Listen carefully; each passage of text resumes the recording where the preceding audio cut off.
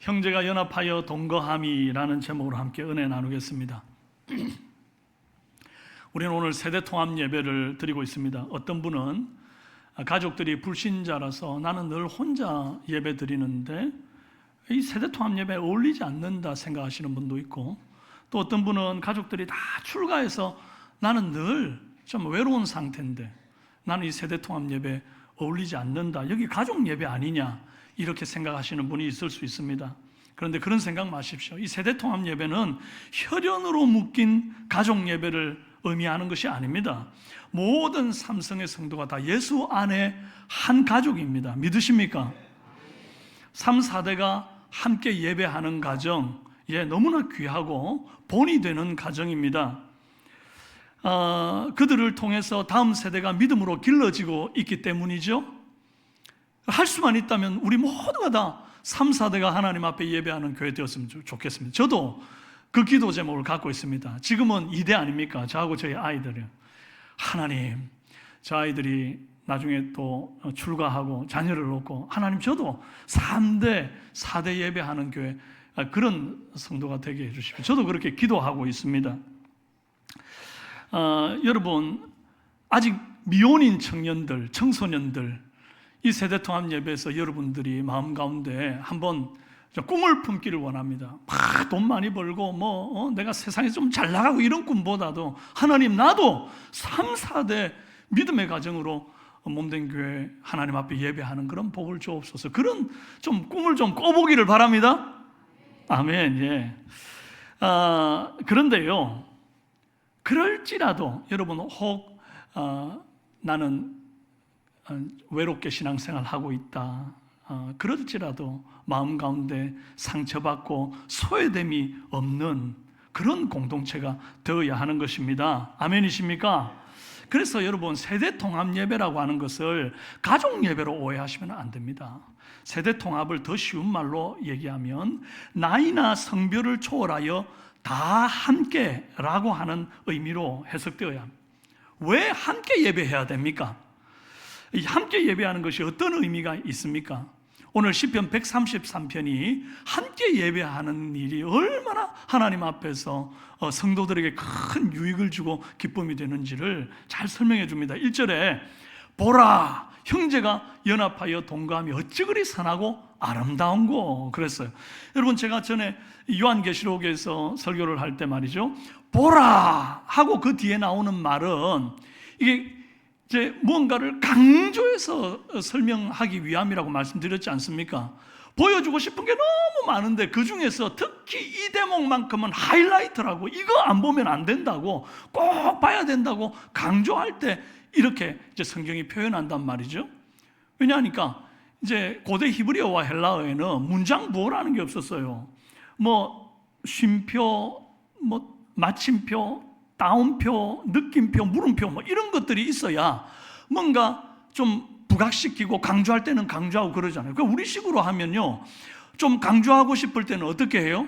글을 쓸 때 따옴표 딱 하고 느낌표 딱 찍어가지고 이 강조를 시키지 않습니까? 그런데 이제 그런 게 없다 보니까 어떻게 강조하느냐? 보라, 진실로 들으라, 그래 놓고 그 뒤에 말이 붙는 거예요. 강조를 그런 식으로 하는 것이 성경입니다. 그러니까 지금 보라 하고 나온 이 말씀이 얼마나 중요한지를 우리가 이해를 해야 됩니다. 자, 그러면 이제 원문의 어순으로 보면 이렇습니다. 보라, 어찌 그리 선하고 아름다운고, 그래 놓고 뭐가 그럼 그렇게 선하고 아름다운데 그 뒤에 나오는 말이 형제가 서로 연합하여 동거함이, 이렇게 이제 강조를 했단 말이죠. 여러분, 형제가 연합해서 동거하는 게 뭐가 그렇게 아름답고 선하냐, 나는 동의가 안 된다, 이러시는 분이 있을 수도 있습니다. 아이고, 사람들 많이 모인 곳에 가면 막 복잡하기만 하고, 또 그 모인 사람들 중에 내 마음에 안 맞는 사람도 있고, 또 이렇게 어울려서 막 있다 보면 괜히 감정 상하는 일도 생기고, 나는 막 속 시끄러워서 싫다, 나는 그냥 예배만 드리고 집에 갈란다, 그러는 분들도 계시고, 또 어떤 분은 나는 그것도 싫다, 그냥 집에서 혼자 영상 예배를 드리고 말란다, 이런 분들도 요즘 많이 있지 않습니까? 그러나 하나님은 우리를 지으실 때 혼자 살 수 없는 존재로 지으셨어요. 함께 할 때 별것 아닌 내가 굉장히 존귀하고 아름다운 인생으로 변화된다는 사실을 여러분 아셔야 합니다. 물론 사람이 혼자 있어야 할 때도 있죠. 그러나 계속 혼자 있게 되는 것은 절대 유익하지가 않습니다. 창세기 18장에 2장 18절에 여호와 하나님이 이르시되 사람이 혼자 사는 것이 좋지 아니하니 내가 그를 위하여 돕는 배필을 지으리라 하시니라 그랬습니다. 여러분, 올해 초에 신년 특별 새벽기도 때 제가 잠깐 이 부분을 설명한 적이 있습니다. 하나님께서 다른 동물은 전부 다 암수 한 쌍씩 지었습니다. 그런데 암수 쌍으로 다 지었습니다. 그런데 왜 사람만 유독 아담 혼자 외롭게 딱 만드셨을까요? 그 하나님이 사람 혼자 사는 것이 좋지 못하다고 나중에 여자를 만들어서 데리고 오셨지 않습니까? 그럼 처음부터 아담이 혼자 있으면 좋지 못하다는 걸 하나님이 모르셔가지고 나중에 혼자 사는 걸 보니까 아이고야 이건 아닌 것 같다, 내가 실수했네, 이제라도 여자 만들어 줘야 되겠다, 그렇게 했습니까? 아닙니다. 하나님 실수가 없는 분입니다. 그러면 왜 다른 동물들은 다 암수쌍으로 지어놓고 사람만 유독 아담만 만들어 놓고 뒤에 여자를 만들어 왔는가? 결핍을 통해서 함께함의 소중함이 무엇인지를 아담에게 알려주기 위함입니다. 만약에 아담을 만들 때 하와도 같이 동시에 만들어가지고 둘 다 처음부터 딱 나왔는데 만들어졌는데 보니까 둘 다 같이 있다, 그러면요 아담에게 있어 하와라는 존재는 원래 있는 존재입니다. 그다 그렇게 뭐 소중한지 잘 모르고 산다고요. 그런데 처음부터 혼자 있어가지고 다른 건 다 쌍으로 있는데 나는 혼자라 외롭고 쓸쓸하고 나도 짝이 있었으면 좋겠어 하는 마음이 있는데, 그때 하나님께서 이 배필을 딱 데리고 오니까 아담이 얼마나 좋은지 뭐라고 그랬어요? 이는 내 뼈 중에 뼈요 살 중에 살이라. 너무 좋아가지고 그런 표현을 썼다고요. 이 고백이 그냥 나온 게 아닙니다. 여러분, 배가 이미 부른데 진수성찬을 앞에 차려놔도 그게 떠먹여집니까? 그 가치를 몰라요. 그러나 며칠을 쫄쫄 굶다가 밥 한 공기, 김치 한 쪼가리만 먹어도 그것이 너무 꿀맛 같고 귀하고 그렇잖아요. 그 소중함을, 그 가치를 알게 되는 것 아닙니까? 여러분, 주님은 저와 여러분이 함께함의 가치를 발견하기를 원하십니다. 특히 형제가 함께 예배하기 위하여 성전으로 올라가는 그 기쁨, 함께 신앙생활하는 기쁨, 그 가치를 발견하기를 원하세요. 오늘 시편 120편에서 134편 중에서 방금 120편에서 134편 15편이나 되는 이 내용이 다 성전에 올라가는 노래라고 하는 표제가 붙어 있습니다. 그 중에서도 다윗이 쓴 것이 4편, 솔로몬이 쓴 것이 1편, 작자미상이 10편이에요. 그런데 여러분, 성전을 직접 지은 사람은 솔로몬 아닙니까? 그럼 성전을 지은 솔로몬이 성전에 올라가는 노래를 지은 건 딱 1편, 127편밖에 없습니다. 그런데 다윗 시대에는 성전이 없었어요. 성전도 없음에도 불구하고 다윗은 성전은 짓기를 너무나 사모했단 말이에요. 그래서 4편이나 지었어요. 그러니까 솔로몬보다 다윗이 얼마나 성전을 사모했는지가 여기서도 드러난단 말이죠. 그렇게 사모하고 그렇게 열망하니까 꿈에도 그 성전 짓기를 꿈꾸고 그래 놓으니까 결국 당대에는 이루지 못했는데 자기 아들 솔로몬의 때에 이 꿈이 이루어지더라. 여러분, 우리가 하나님을 향하여 영적인 그런 소원, 꿈, 열망을 갖기를 원합니다. 그러면 내 당대에는 이것을 이루지 못할지라도 우리 다음 세대, 우리 자녀들을 통해서 이루어 가실 줄로 믿습니다. 이 성전에 올라가는 노래를 그럼 언제 부르는가에 대해서 주로 세 가지 견해가 있는데, 하나는 성전의 바깥들에서부터 성소의 그 안뜰까지 15개의 계단이 있는데, 이 계단을 올라갈 때마다 15개니까 15개의 성전에 올라가는 노래를 하나씩 계단 하나 오를 때마다 하나씩 부르는 것으로 생각하는 견해가 있습니다.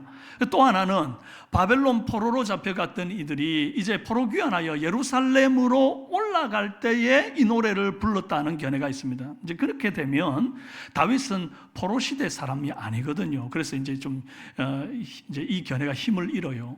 그러면 가장 많은 신학자들이 지지하는 견해가 뭔가 하니까, 이 팔레스타인에 흩어져 살던 12지파 사람들이 1년 3차 유대인의 절기가 되면 다 예루살렘 이 성전으로 올라와야 했거든요. 그때 예루살렘으로 올라가면서 부르는 노래가 바로 이 성전에 올라가는 노래다, 이렇게 봅니다.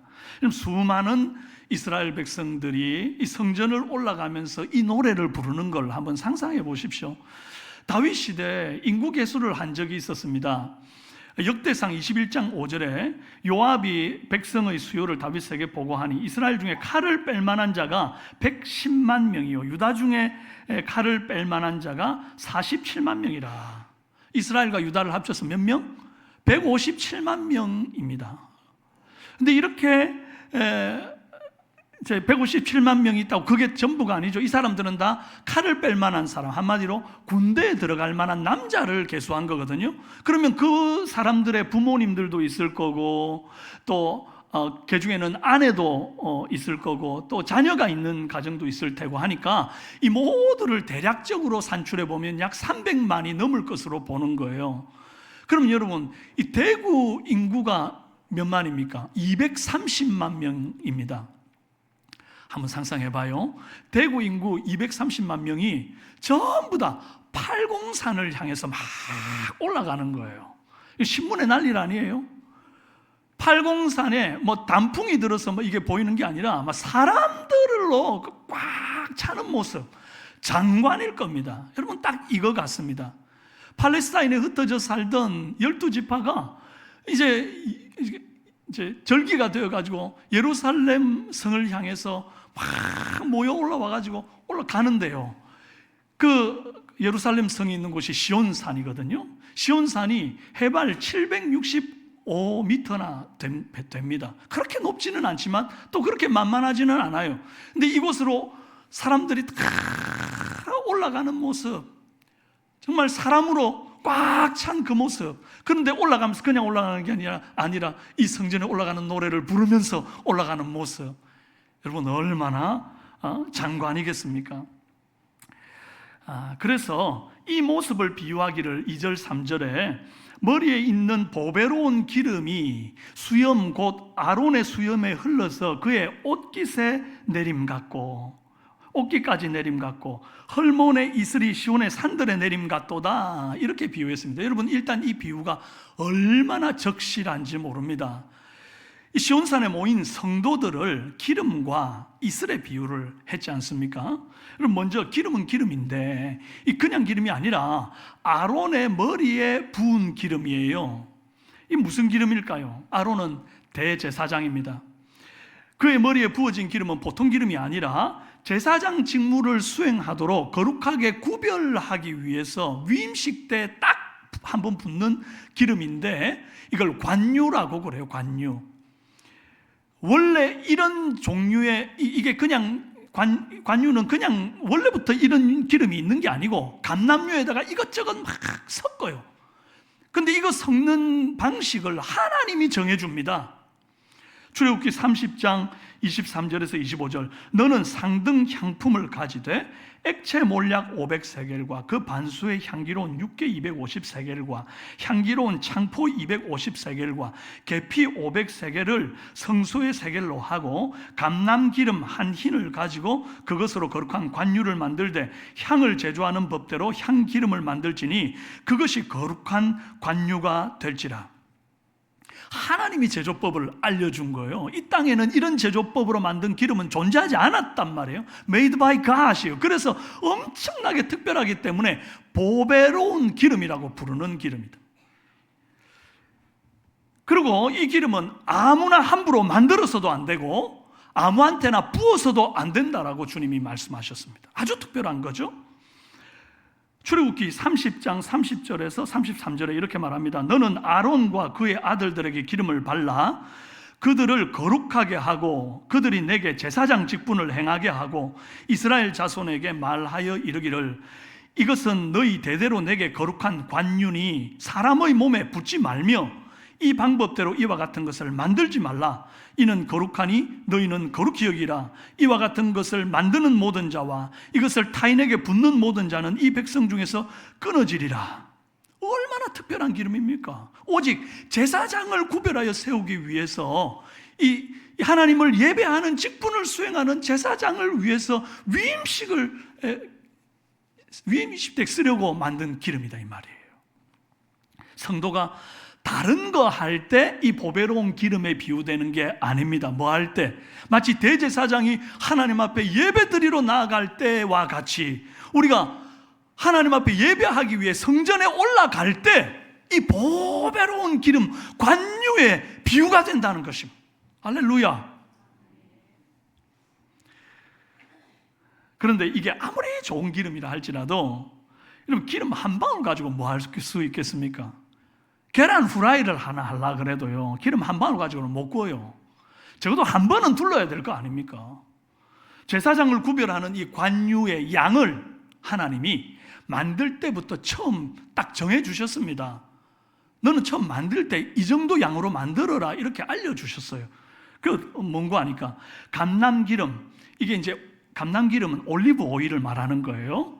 이 감람기름인데 순수한 올리브 오일인데 이거 한 흰을 가져다가 거기에다가 아까 말한 거 뭐 이것저것 막 향품과 육개와 뭐를 섞고 막 이렇게 해라고 그랬단 말이에요. 그럼 한 흰의 양이 얼마냐 하니까 3.6리터입니다. 우리가 이해하기 좋도록 콜라 페트병 같은 거 있잖아요. 요거 3개 정도라고 생각하시면 되겠어요. 그럼 이 정도의 양을 만들어 가지고 거룩하게 구별하는 몇 가지에 쓰는데 이 제사장에게 쓸 때 말이죠 조금씩 한 방울 탁 요렇게 하는 게 아니고 제사장의 머리에 부으라 그랬단 말이에요. 그러니까 이 충분히 만든 양을 가지고 넉넉하게 부었단 말입니다. 그래서 이걸 부으니까 이게 머리에서 흘러가지고 수염까지, 아론의 수염까지 막 흐르고 그것이 옷깃까지 흘러내림 같이 되는 거죠. 거룩한 관유를 붓는데 한 방울 찔끔 붓는 게 아니라 흠뻑 부은 거예요. 다윗은 지금 이 팔레스타인에서 여기저기 흩어져 살던 사람들이 모여와서 예루살렘 성을 향해 쫙 모여 올라가는 그 모습을 보니까 이게 거룩한 기름인데 한 방울 톡 떨어뜨린 정도가 아니라 막 흠뻑 부어가지고 막 아론의 수염부터 시작해서 옷깃까지 흘러내리는 모습처럼 그 예루살렘의 그 시온산을 쫙 백성들이 가득 메운 것을 그렇게 이미지화했다는 거예요. 여러분, 우리 삼성의 성도들이 다 이제 예수 그리스도를 영접하고 보배로운 존재가 되었습니다. 새 피조물이 되었단 말이에요. 그러나 다 각각 놓고 보면 한 방울 한 방울의 보배로운 기름 같은 존재입니다. 한 방울이 할 수 있는 것이 뭐 별로 이렇게 힘 있는 일들을 하기가 힘들어요. 그런데 이 한 방울 한 방울 보배로운 기름 같은 우리가 함께 모이게 되면 마치 대제사장의 위임식을 통하여 하나님 앞에 백성들을 이렇게 예배 가운데 나아가게끔 하는 것처럼 우리가 함께 모였을 때 거룩하신 하나님을 온전히 예배할 수 있고 또 구별된 직무를 수행할 수 있도록 사역을 감당할 수 있는 그런 놀라운 힘을 발휘하는 줄로 믿습니다. 그래서 오늘 예배 자리에 연합하여 모인 우리 서로 축복하기를 바랍니다. 당신은 보배로운 기름입니다. 좌우로 인사합시다. 예. 오늘 막 기름이 뚝뚝 떨어지는 날입니다. 할렐루야. 헐몬산에 이슬이 내림 같다라고 하는 비유도 마찬가지입니다. 이 헤르몬산을 헐몬산이라고도 하는데 이 이스라엘 북쪽에 있는 가장 높은 산이에요. 해발 2770m입니다. 거기는 늘 하도 높아가지고 만년설이 있고요. 이제 많은 이슬이 내리는 곳으로 아주 유명합니다. 그 내린 이슬이 모여서 샘물이 되고 그 샘물이 흘러서 이제 그 강을 이루어 가지고 갈릴리 호수나 요단강을 이렇게 강에까지 흘러내려가서 생명을 살리는 일을 한단 말이죠. 여러분, 팔레스타인 땅은 우기와 건기가 있는 곳 아닙니까? 건기는 4월부터 10월까지 6개월 동안 지속되고 비 한 방울 오지 않습니다. 그때에 식물들이 다 죽겠다고 할 때에 이게 수분을 보충해 주는 유일한 하늘에서 내려오는 생명수 같은 것이 바로 이슬이란 말이죠. 이 이슬이 흘러내릴 때에 그 모자란 수분을 식물들이 충분히 흡수하고 땅이 흡수해서 샘물을 만들고 강에까지 흘러내려간다 이 말이에요. 여러분, 이 이슬 한 방울 한 방울이 사실 귀하기는 하지만 한 방울로는 할 수 있는 게 많지 않습니다. 그런데도 나 혼자 얼마든지 신앙생활 할 수 있어 라고 하는 것은 마치 이슬 한 방울이 나 이 한 방울 가지고도 온 대지를 적시고 모든 사람을 살릴 수 있어 라고 말하는 것과 같아요. 이건 용기가 아니라 객기입니다. 여러분, 이 작은 이슬들이 한 방울 한 방울 모여서 샘을 이루고 강을 이루고 생명을 살리는 것처럼 여러분, 우리 성도들이 함께 모이면 큰 힘을 발휘하고 생명 살리는 역사가 나타나는 줄로 믿습니다. 다시 한번 축복합시다. 당신은 생명 살리는 이슬입니다. 할렐루야, 할렐루야. 자, 또 하나 주목해 보아야 할 것은 3절 끝에 있는 말씀인데, 거기서 여호와께서 복을 명하셨나니 곧 영생이로다. 여기 지금 거기서 이랬는데 그 거기가 어디입니까? 바로 오늘 형제가 연합하여 동거하는 곳, 거기서 이렇게 되는 것입니다. 바로 성전이 있는 예루살렘, 거기서 오늘 우리로 치면 하나님을 만나는 예배 현장이고 믿음의 공동체가 모여 올라간 이 공동체와 함께 연합되는 교회를 말하는 것입니다. 거기서 여호와께서 복을 명하셨나니 곧 뭐다? 영생이로다. 영생은 천국에서 영원토록 사는 삶을 말하는 거잖아요. 그런데 이 영생을 누가 얻는 거예요? 요한복음 17장 3절에서 영생은 곧 유일하신 참 하나님과 그가 보내신 자 예수 그리스도를 아는 것이니라 그랬습니다. 여러분, 생명 되신 예수 그리스도께서 머리가 되신 공동체, 머리가 되신 곳, 그건 지구상에 교회밖에 없습니다. 다른 데는 여호와의 복도, 이 영생도 없어요. 가정도, 학교도, 직장도, 여러분이 좋아하는 여러 취미하는 장소들, 이런 거 다 나름 중요할 수 있는 장소겠지만 여호와께서 복을 명하신 곳은 형제가 연합하여 동거하는 이 교회 공동체입니다. 예배 현장이에요. 여러분, 영상 예배 드리면 안 됩니까? 안 될 거 없지요. 아파서 혹은 출장으로 도저히 부득불 내가 몸된 교회로 나아갈 수 없다. 그럴 때는 영상으로라도 예배 드리는 거 충분히 이해되지요. 그러나 계속 그래도 되는가? 절대로 그렇지 않다는 것입니다. 형제가 연합하여 동거함이 어찌 그리 선하고 아름다운고, 이걸 뒤집어 생각해 보면 형제가 분열되고 홀로됨이 어찌 그리 악하고 추한고 이렇게 되는 거예요. 여러분, 교회 공동체에 영생이 있다는 말을 불편하게 생각할 것 없습니다. 제가 자주 드리는 말씀인데, 이 교회가 모든 신자의 어머니가 된다는 칼빈의 기독교 강요 제4권에 있는 말씀입니다. 저는 이 부분만큼은 여러분들에게 계속 반복해서 여러분들 아예 이 좋은 것은 그냥 외워버렸으면 좋겠다는 마음이 있습니다. 그래서 오늘도 함께 한번 읽어봤으면 좋겠어요. 함께 읽습니다. 시작. 모든 신자의 어머니로서의 교회이다. 하나님께서는, 함께요, 계속 시작. 하나님께서는 교회의 품삯으로 자녀들을 모으시기를 즐거워하셨는데, 이는 그들이 유아와 어린아이 시절 동안만 교회의 도움과 봉사로 양육받을 뿐 아니라 어머니와 같은 교회의 보호와 지도를 받아 어른이 되고 드디어는 믿음의 목적지에 도달하게 하시려는 것이다. 어머니와 같은 교회의 보호와 지도를 받아 어른이 되고 드디어는 어디에 도달해요? 믿음의 목적지까지 도달하게 된다는 거예요. 내 혼자서 되는 게 아니고 어머니와 같은 교회의 보호와 지도를 받아야 이게 된다. 계속되는 내용을 한번 봅시다. 시작. 이는 이 어머니가 우리를 잉태하고 낳으며 젖을 먹여 기르고 우리가 이 육신을 벗고 천사같이 될 때까지 보살피고 지도해 주지 않는다면 우리는 생명으로 들어갈 길이 없기 때문이다. 나 혼자서 신앙생활 잘할 수 있다 하는 사람은요, 지금 그 보배로운 기름 한 방울로 나는 다 할 수 있다, 이슬 한 방울로 난 다 할 수 있다, 객기 부리는 사람인 것입니다. 마귀가 절대 우리를 그냥 내버려 두지 않아요. 공동체 가운데 이탈한 자, 우는 사자와 같이 두루다니며 삼킬 자를 찾다가 그렇게 공동체 가운데 이탈된 자를 다 덥석덥석 물어간단 말이에요. 그래서 어머니 같은 교회에 보살핌과 지도가 없다고 한다면요, 우리는 생명으로 들어갈 길이 없어요. 그래서 거기서 여호와께서 복을 명하셨나니 곧 영생이로다. 믿음의 공동체가 함께 예배하는 이 예배 공동체 현장이 하나님의 영생을 두신 장소인 줄로 믿으시기를 바랍니다. 교회를 떠나 영생 얻을 방법이 있다고 한다면 왜 예수 그리스도께서 교회의 머리가 되셨다 하고 왜 성도를 그 몸의 지체가 되었다 합니까? 교회를 떠나도 얼마든지 살 수 있을 것 같으면 지체라고 하면 안 돼. 지체는 이 분리돼 가지고 어떻게 삽니까? 몸에서 팔 떨어져 나와 가지고 이 팔이 살 수 있습니까? 불가능하단 말이에요. 지체는 어디에 붙어 있어야 돼요? 몸에 붙어 있어야 돼요. 그리고 통제를 누구에게 받아요? 머리에 통제를 받는단 말이에요.